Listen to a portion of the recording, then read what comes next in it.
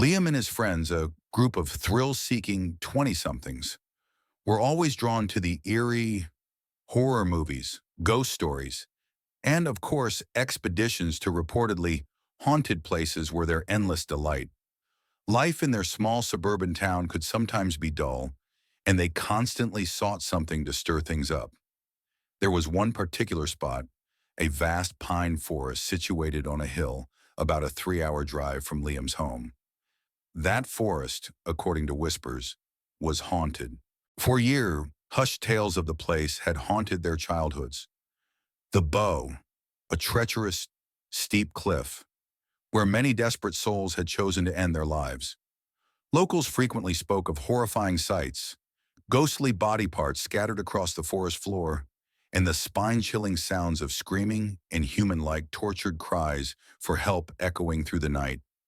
Liam, along with his closest friends, Bobby, the outspoken one, Dickie, perpetually and almost naively optimistic, and Sarah, with her sharp eyes and strong belief in the supernatural, all knew about this pine forest since they were kids.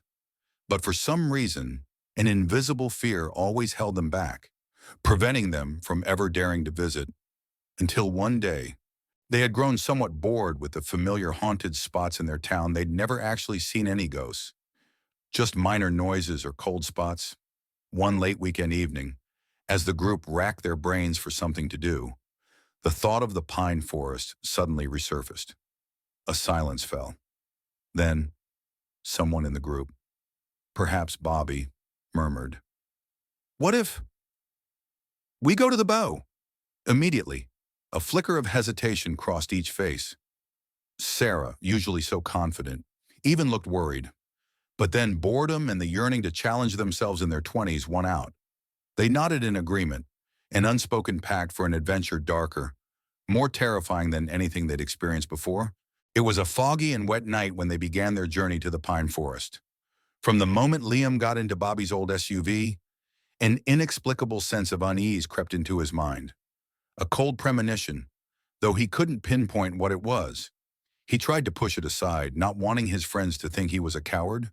So, he feigned excitement, rattling on about terrifying possibilities that might unfold in the pine forest, hoping his bravado would mask the rising fear. Dickie, as usual, chuckled and joked about finding his lost soul. Sarah remained quiet, her eyes fixed on the road, as if already seeing what was to come. Bobby, at the wheel, seemed focused, but Liam could see his knuckles gripping the steering wheel tightly. When they finally arrived, the road that cleaved the forest in two appeared. It was pitch black and bone-chillingly cold. Thick fog enveloped everything, turning the trees into murky phantoms and swallowing the light from their headlights. They parked in front of a dilapidated, abandoned building, and then cautiously made their way through the pine trees. The air was heavy, almost suffocating, and an unusual silence hung over everything. The crunch of their footsteps on the dry pine needles sounded unnaturally loud in the still night. Each of them walked quickly, no one uttering a single word. The forest was so dark it was almost impossible to see their own hands in front of them. The tall, gaunt pine trees stretched toward the sky, forming a dense canopy that blocked out any light from the moon or stars. The air was cold and damp, carrying the scent of decaying earth and pine resin, along with another indescribable odor, an old, musty smell, like decay, that made the hairs on Liam's arms stand on end. They walked for several minutes, each step heavy with tension and dread, until they finally saw the Bow. It loomed, a massive rock formation jutting out from the hillside, shrouded in fog, looking exactly like a gigantic ghost ship waiting. They sat down, huddling together. Their flashlights barely illuminated a small circle around them, highlighting the infinite darkness that surrounded them. Bobby pulled out a small lantern, its weak light dancing across their faces, making them look even paler and more strained. To ward off the creeping fear, they began telling ghost stories and frightening legends related to the pine forest, about those who had died there. Their voices tried to remain steady, but Liam could hear the cracks in them, and he knew the others could too. It was Bobby's turn to tell a story. He was talking about a man who had lost everything and jumped from the cliff, his voice deepening with a chilling tone. Suddenly, a quick movement flashed in the corner of Liam's eye. He whipped his head around, but whatever it was gone. His heart pounded. At first, he thought it might be some animal wandering in the forest, a deer or a fox. But then, a terrifying scratching sound echoed from the top of the bow, as if something up there was dragging its body across the rock. It wasn't the scuttle of an animal. It was heavier, more deliberate, like something large and weighty being pulled. A chilling, icy sensation ran down Liam's spine. He looked up, and through the thick fog, he could faintly make out a vague, dark silhouette of a man standing there, looking down at them. It wasn't clear, just a blurry outline against the gray backdrop of the fog, but unmistakable. Liam began to shake all over, a primal fear erupting in his chest. His breath caught in his throat. His friends were now all staring at him, their faces pale in the lantern light. Bobby had seen it too. He gripped Liam's shoulder tightly, his fingernails digging into his skin. "Who's that?" he whispered, his voice trembling beyond belief. Liam was too terrified to break the pervasive silence. The silhouette remained there, motionless, like a statue of death. Time seemed to stop. They were trapped in speechless terror, bound by that ominous presence. "Let's go," Bobby said softly, his voice now barely a whisper, echoing in the heavy air. But they were too scared. They were petrified. Their legs wouldn't move. A paralyzing sensation spread through their bodies, freezing every muscle. Bobby was the first to drop to his knees, a slow, shaky movement. His eyes never left the figure on the bow. "We better get back to the car now," he whispered, his voice filled with desperation and urgency. Then he began to crawl, each movement heavy, decisive. They looked at each other, eyes wide with horror, and then, as if pulled by an invisible string, they silently followed him.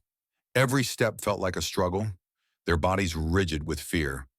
They just wanted to get out of this place, as fast as possible. As soon as the bow was out of sight, the suppressed fear suddenly erupted into a full-blown panic. They started running, as fast as they could. It was as if the dark figure was coming after them. Liam dared not look back, only ran like crazy.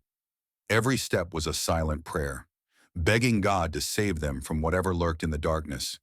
His heart hammered in his chest, threatening to burst out. His breath came in ragged gasps, each inhale cold and burning in his lungs. When they finally saw the faint glow of their car through the fog, a flicker of hope ignited. But just then, Dickie blurted out something that made their blood run cold. "I left the key in the forest." A deathly silence fell. Then curses began to pour out. They cursed Dickie for his absent-mindedness. But anger quickly gave way to absolute terror. There was no going back. There was no staying in the forest. Bobby, with a pale face and panicked eyes, pointed to the abandoned building. We break in there. Stay there until morning."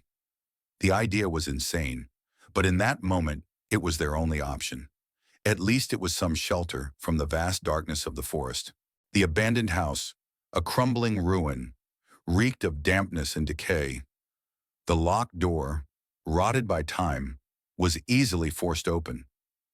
They slipped inside, the darkness within even denser and more suffocating than the forest. The smell of dust, rotting wood, and another indescribable odor, an old, musty scent, like putrefaction, enveloped them. Dickie used his phone's flashlight, and they found a small, empty room in the right wing of the house. It was a cramped room, but they didn't care. They squeezed into it, trying to make themselves feel safer in the small space. That entire night, none of them could sleep a wink. Every one of their senses was on edge, waiting. Every small creak from the old house made them jump. A cold dread had taken root in them, growing with every passing second. Sarah hugged her knees tightly, trembling uncontrollably. Dickie gasped for air, his eyes fixed on the darkness. Bobby clenched his fists, his face so tense Liam could see his jaw muscles ripple. Around 2 a.m., a faint, rhythmic sound began. Light footsteps, coming from somewhere in the left wing of the house, where they had found their room. Their hearts almost stopped. They pressed closer, tighter, holding their breath. The sound, initially vague, now grew clearer and clearer. The footsteps seemingly approaching their room. Each step echoed like a drumbeat in the terrifying silence of the house. A surge of intense panic washed over Liam. He squeezed his eyes shut, plugging both ears with his index fingers. He didn't want to hear, didn't want to see anything. The fear was paralyzing. And then, he felt a presence in the room with them. A chilling, heavy sensation, as if someone was standing very close. Liam felt a terrifying tingling sensation, like someone was right beside him, close enough for him to feel their cold breath. He kept his eyes and ears shut tight, not daring to open them even a crack. He was too afraid to face whatever was there. He felt his friends' bodies pressing against him from all sides, sharing the unspoken horror. The sensation lasted for about 30 minutes. 30 minutes that felt like an eternity. Liam could feel his heart pounding in his chest, and the trembling wouldn't stop. Finally, he was utterly exhausted. He took his hands off his ears, bracing himself for the worst, but he still kept his eyes shut. They sat on the floor, in that small, dark room, for about 4 hours, but it felt as if they had been there for ages. Every second was stretched endlessly by fear. Around 6 a.m., the sky outside began to lighten slightly, a faint silvery gray filtering through the cracks in the windows. It was the first ray of hope they'd had that night. They slowly, cautiously left the house.